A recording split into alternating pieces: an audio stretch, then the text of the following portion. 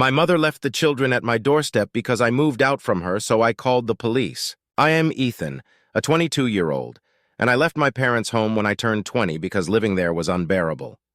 They constantly favored my younger siblings, used me as unpaid help, and acted like everything I had was theirs, too. When I moved out, my father, Mark, told me not to let the door hit me on the way out and to stay gone. I rented the smallest and most affordable apartment I could find and have maintained the same full-time job for nearly 4 years. My parents, Mark and Emily, didn't even make it a month before they started calling me, begging me to return because someone else had to take care of my siblings. I declined, relishing my newfound freedom. My father eventually demanded that I move back and pay them rent, insisting that family should come before personal freedom. I retorted that my life mattered too, and for once I was living for myself. He responded with, "Let's see how long you last without us," and we didn't speak for months. I have no idea what he expected, but I managed just fine on my own. Over time, my family seemed to accept that I wasn't coming back on my knees, and we slowly started to mend our relationship. It was obvious they struggled with the fact that things were on my terms now, not theirs. They occasionally begged me to look after my youngest siblings, despite the two closest to my age being in their late teens. My parents didn't want to burden them with babysitting, which was hypocritical since they had always dumped it on me. When I pointed this out, they gaslighted me and then went silent for months. Yet again, they were the ones who eventually came back to ask for my help. Recently, I bought a used gaming console, though I could only afford one game, which was bundled with it. One Saturday, my mom showed up and asked me to watch my two youngest siblings for a while. She basically shoved them inside and left, leaving me with them all day in my small apartment. My mom didn't return until after 10 p.m., only because I called and demanded she come get the kids.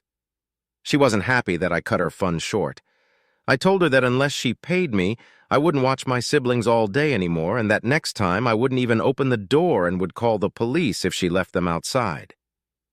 The next morning, I noticed my gaming console was missing, so I called my parents. As I suspected, one of my siblings had taken it. I said I was coming over to get it immediately, but my mom said it could wait because my youngest sibling was playing on it, and she didn't have the heart to take it away. I insisted it was taken without my permission, and that I was coming to get it. I rode my bike to their house as quickly as I could. When I arrived, my sibling was crying because the console's battery had died and they didn't have the charger. I demanded it back, but my dad took it and said I could have it back when I agreed to help out with my siblings more. I told him that if he wanted to play that game, I'd involve the police, and I wasn't bluffing. He stood his ground until I started dialing on my phone. My mom yelled, "VDJ Genja, wait! DJ Cheje," and quickly took the console back from my dad. He called her a traitor and demanded she return it to him instead of me, but she said it wasn't worth having the police called on them. Before leaving, I told them that if this happened again, I wouldn't hesitate to call the authorities. If anything like this ever happened again, I'd be calling the police first, and if they wanted a gaming console for my siblings so badly they could buy their own. My dad, Mark, yelled that I couldn't disrespect him like that. I countered by saying that even though I'm an adult, he's never bothered to show an ounce of respect to me, and I'd had enough. Then I walked out with him yelling at me to come back and face him right now. It's back to silence from them. My mom, Emily, texted me once, begging me to still watch my siblings. I said that if she wanted me to babysit so badly, she could pay me, and I'd only take the money in advance because I wasn't doing it for free anymore, especially after they stole from me and tried to keep me from getting my property back. They don't own me. I'm an adult with my own place and my own life, and they can either get used to it or get lost. It's been over a week since that text conversation, and none of them have talked to me again, which is fine. They can deal with their own messes. Update. Wow, I can't believe I forgot about this account for nearly a year, but I was watching Reddit videos online and randomly saw my original post, and I realized I had totally forgotten to make an update. So I've come back to give one. There will be police involvement and some mild brawling towards the end. I don't know if that qualifies as a trigger warning, but I just figured I'd mention it. As some know, I previously posted about my parents refusing to give back my Nintendo Switch when one of my siblings stole it, and many commenters had a lot to say about the nonsense my parents were doing and suggested calling the police or CPS if my parents ever dumped my youngest siblings off at my door without asking again.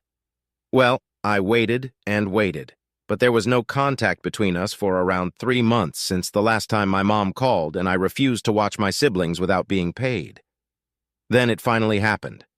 My parents called me out of the blue, wanting me to babysit, and they acted like the prior incident with the Switch never happened. I told them I was not going to babysit unless they paid me, and it had to be a day that I had off work. My schedule had also shifted, so I no longer had Saturdays off. I actually asked my boss for that, since Saturdays were the days they asked me to babysit the most. Plus, picking up an extra shift was better for me financially. My dad got furious as usual and said that I needed to man up and help out. So I pointed out that he needs to stop acting like he has control over me, and that technically, I'm manning up for myself and my own life, just like he always claimed he did at my age. Yet he always worked Saturdays and put a ton of his responsibilities on me, so he could forget about it as far as I was concerned. He started yelling violently into the phone, and my mom took it away from him. I said I could only babysit on Sundays because that's my only day off, and I would only do it if they paid me $40 and included prepackaged lunches, dinners, and snacks for my siblings. I wasn't going to waste my money providing food for them. That's not my job. And if they took anything from me, like when my Switch was stolen last time, I would get the police involved to get it back. I saved the receipt when I bought it and documented the serial numbers, so I'd have no problem proving to the police that it's mine. My mom's angry side kicked in, and she started swearing like a sailor who just broke a tooth at me. I let her have her rant while pretty much ignoring the phone until she realized I wasn't responding and started demanding I say something. So I said that she and my dad had my conditions Sundays only, $40, and prepackaged food, or they could forget about it. There was a moment of stunned silence on the other end of the line. There was silence on the line, and then my mom went off on me again, saying that my younger siblings, who are 13 and 16, had to step up to help because I wasn't around anymore and they needed a break.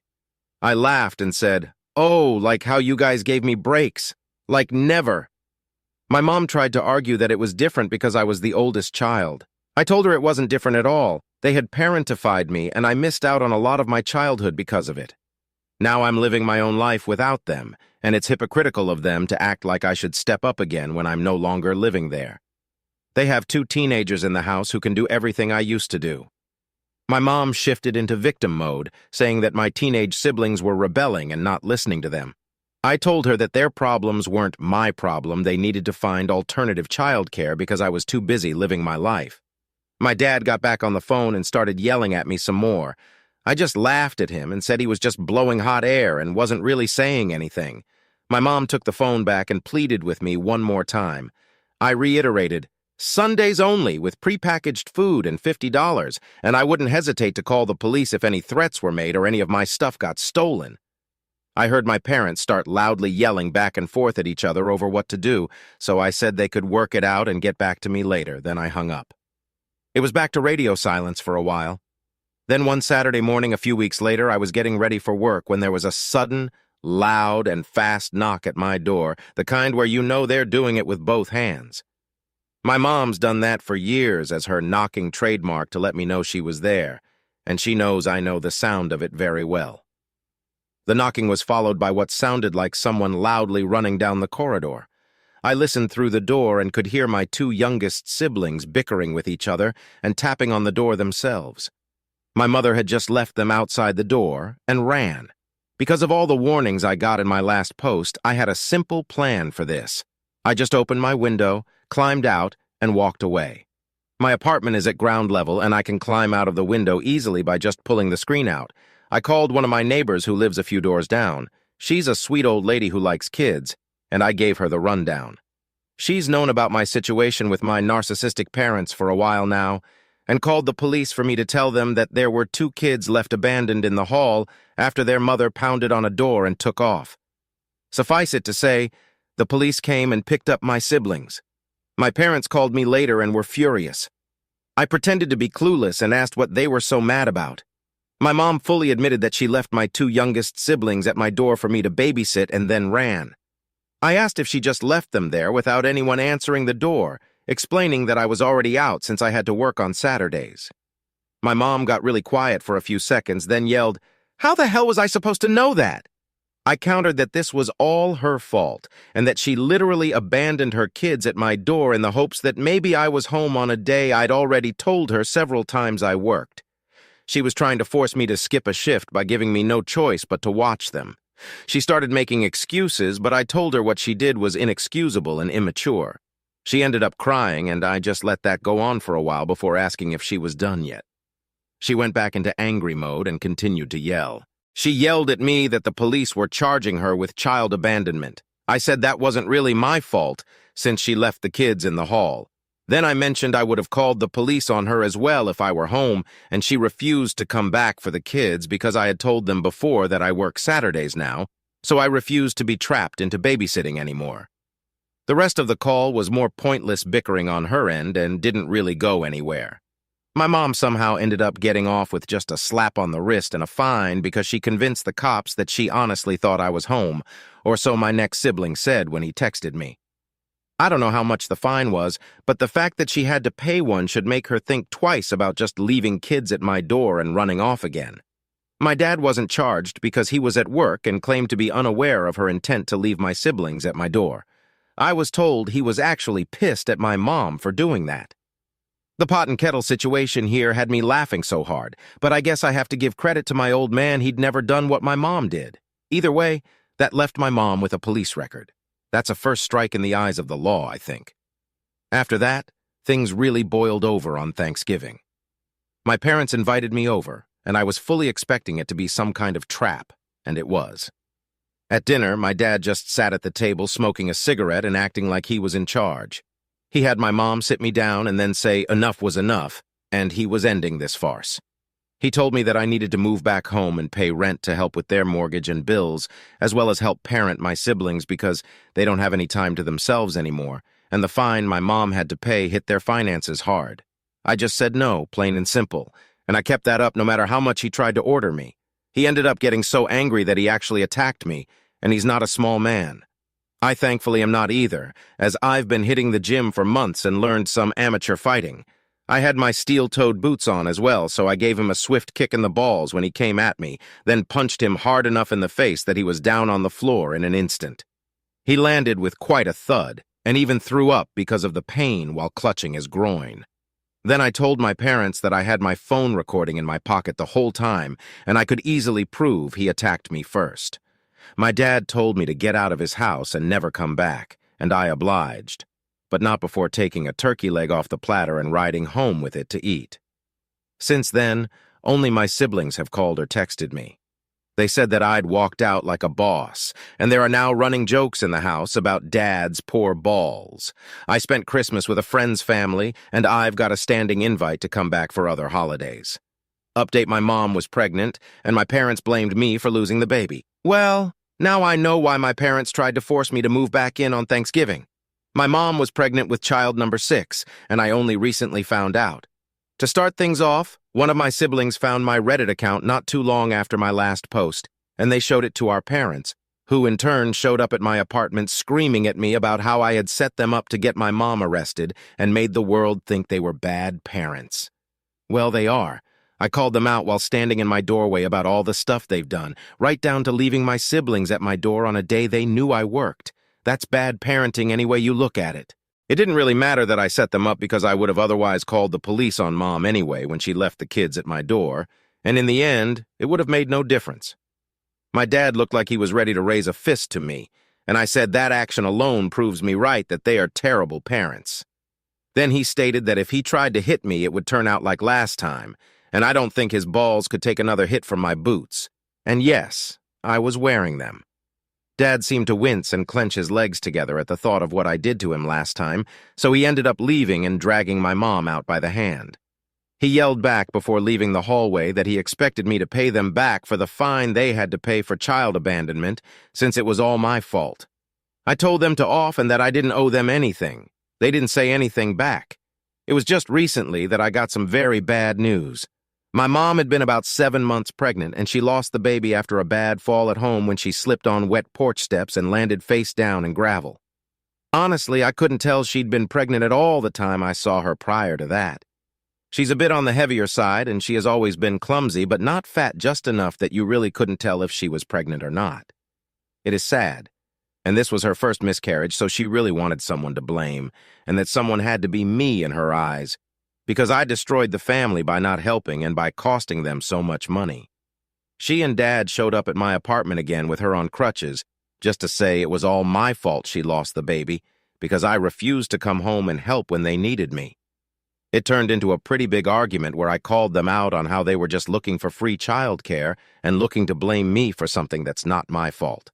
It's not my fault they got pregnant again when Mom was 45 years old, and it's not my fault it happened anyway. Blame it on the rotten old porch Dad was too cheap to ever fix or replace. Well, my father laid his hands on me again when I said that, and I got a sharp right hook from him. Then I ended up kicking his ass one more time.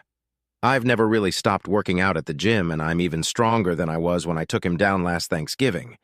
He didn't stand a chance.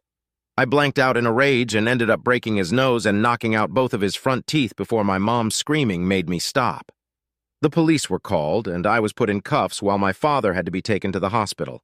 Thankfully, the hallways in my apartment complex have CCTV, and I had my phone camera going behind me in my apartment as well, so I started recording when my parents knocked. The footage easily showed that my father attacked me first, and I defended myself. I'm essentially in the clear, as it was labeled self-defense, but now my parents are wanting to sue me for my dad's medical bills and the fine they had to previously pay. Dad can't go to work for some time due to the beating I gave him. He's in a neck brace with a broken nose, a black eye, 2 lost teeth, and who knows what else. His beard also had to be shaved off, which he's very unhappy about. He was already pretty much dead to me even before this, so I guess this makes him double dead to me. What little power he ever thought he had as my father is gone. I'm physically much stronger than him, and soon I'll be starting a new job that pays way better thanks to all my hard work these past few months. Maybe with a few years of saving, I'll get a much better place to live. My eldest sibling called me to say I was their hero for beating the crap out of Dad and that they were planning on leaving just like I did when they turned 19. But it was my next sibling after them who found my Reddit posts after hearing about them on YouTube, and that led to my parents finding out because my mom overheard them talking about it and made them show my post to her. They said she was enraged and started breaking things. My siblings have apologized for letting Mom and Dad find out and said they would have never mentioned it if they'd known Mom was listening. Both have also said that they're happy there won't be another baby. They're already having to do a lot of the child care for my parents right now, and they hate it. They admitted to blaming me for leaving at first too, but they realize that when you become an adult, you deserve to take your own path.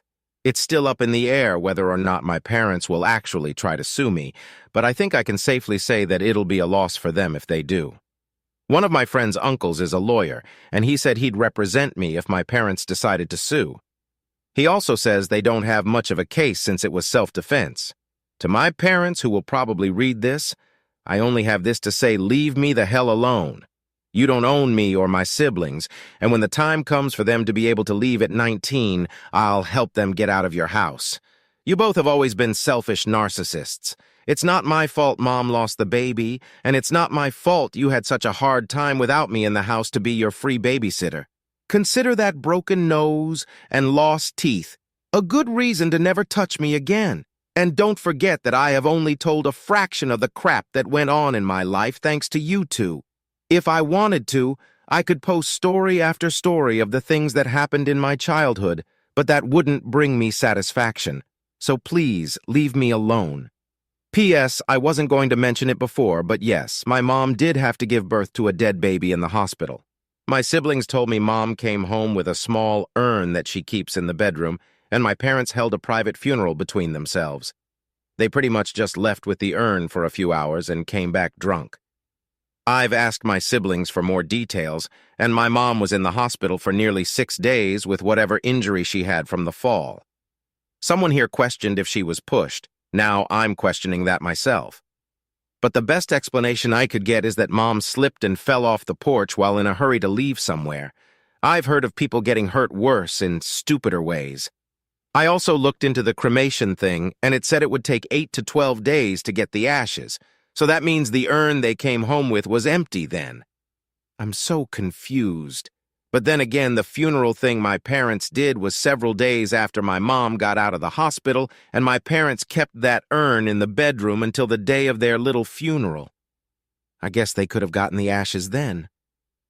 It might explain why they came home drunk, but this situation is so weird and twisted that questioning it further is making my brain hurt. Update. It feels weird to post again so soon. In my last post, I mentioned that my mom miscarried in her recent pregnancy after a bad fall. Something didn't feel right about the information I got after all the comments I received about it, so I decided the only way I was going to get the truth was to go straight to the source. So I went to see my parents on Sunday. They were both home and resting, and they both looked like hell, too. My mom, aside from needing crutches to walk more than a few steps, looked visibly worn out. A few feet from the door, my mom had a lot of marks and bandages all over her face from that fall she took.